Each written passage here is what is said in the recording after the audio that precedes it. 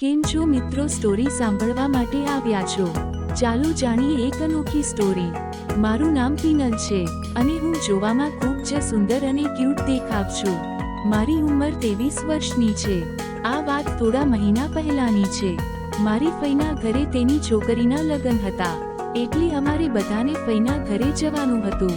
મારે લગ્નમાં પહેરવા માટે નવા કપડાં જોતા હતા, એટલે મેં મારી મમ્મીને કહ્યું, તો મારા મમ્મીએ કહ્યું ઠીક છે, તારે કયા પ્રકારના કપડાં જુએ છે?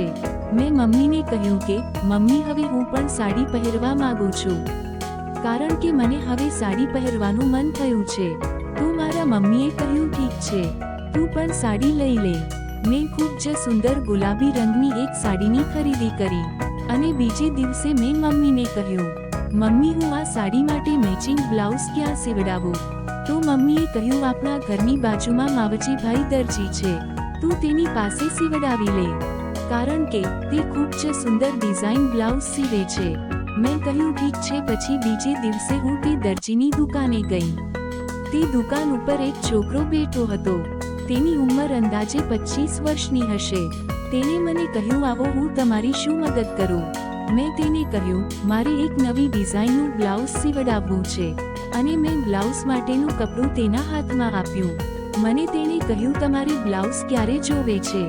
મેં તેને કહ્યું, તમે મને કાલ સાંજે આપજો। તો દરજી બોલ્યો, હા મેડમ, થઈ જશે। જો તમે તમારી સાથે બ્લાઉઝનું માપ લાવ્યા હોવ તો મને આપો। તો મેં તેને કહ્યું, મારી પાસે કોઈ માપ બાપ નથી, હું પહેલીવાર સાડી પહેરી રહી છું, કારણ કે મારા ફઈના ઘરે તેની છોકરીના લગ્ન છે। તો દરજી બોલ્યો, મેડમ, માપ વગર હું તમારું બ્લાઉઝ કઈ રીતે બનાવીશ? હું વિચારમાં એમ જ ઊભી રહી ગઈ। પછી તે બોલ્યો, મેડમ, મારી પાસે બીજા ગ્રાહકોના થોડાક બ્લાઉઝ પડ્યા છે, તમે પહેરીને જોઈ લ્યો। જો તમને કોઈ તેમાંથી ફિટિંગ આવી જાય તો હું તે જ માપનું તમારા માટે બ્લાઉઝ સીવી આપું। તેણે મને 5-6 બ્લાઉઝ આપ્યા, પણ મારી બદકિસ્મતી કે મને એક પણ બ્લાઉઝ બરાબર ફિટિંગ ના આવ્યો। ત્યારે મેં તેને કહ્યું, એમ કરો કે તમે મારા બ્લાઉઝનું માપ લઈ લ્યો। તેને પોતાની માપવા માટે ટેપ બહાર કાઢી અને માપ લેવા માટે તે મારી પાસે આવ્યો અને તેણે કહ્યું, મેડમ, તમારા હાથ ઉપર કરો। મેં મારા હાથ ઉપર કર્યા અને તે મારું માપ લેવા લાગ્યો। માપ લેતા લેતા તેના હાથ મારામાં નડી ગયો। ત્યારે મને અજીબ જનજનાટી ઉપડી, પણ મેં તેને કંઈ કહ્યું નહીં। જ્યારે મેં તેનો વિરોધ ન કર્યો ત્યારે ફરી એકવાર તેણે મન અડી લીધું, એટલે મેં તેને કહ્યું, જરા ધીરે ધીરે। થોડીવાર પછી તે એક બાજુ જઈને ચૂપચાપ ઊભો રહી ગયો અને વિચારવા લાગ્યો। મેં તેને પૂછ્યું, શું થયું? તો તે મને કહેવા લાગ્યો કે મેડમ, મેં તમારું માપ તો લઈ લીધું, પણ એક તકલીફ છે। તો મેં એને પૂછ્યું, શું તકલીફ છે?